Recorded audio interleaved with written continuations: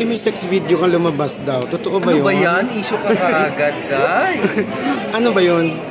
Alam mo, narinig ko nga yun. So, imbestigahan na rin namin. Kaya, so, alam mo naman ngayon kasi ginagamit talaga tayo sa mga ganong issue na para sa kabuti. Alam mo yun, may gain sila na iba. So, akin lang, dahil kasi sinisira lang naman tayo, yun lang naman ang gusto na lang mangyari. Kaya, huwag na natin pansinin yun. Kasi kung papansinin natin, parang magwawagi sila eh, di ba? So, hindi naman tayo yun.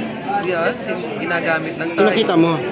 Oo, kasi pinasuri na namin doon at naka-report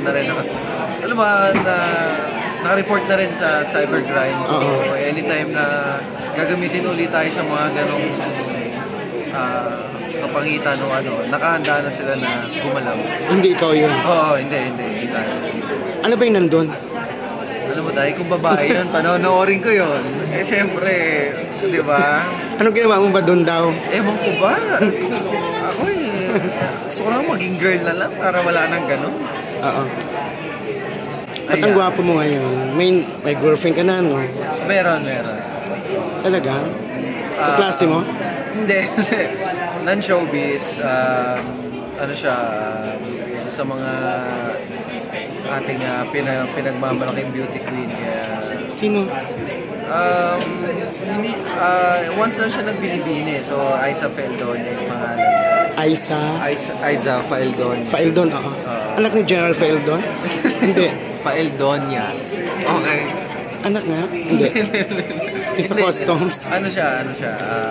Laking Davoen niya. So, Ilongga yun. Kailan pa kayo naging kayo?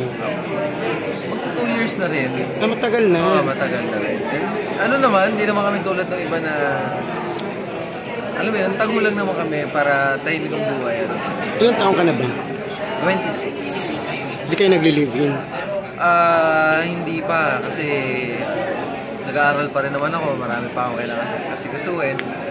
So, may darating tayo dyan sa tama pa naman.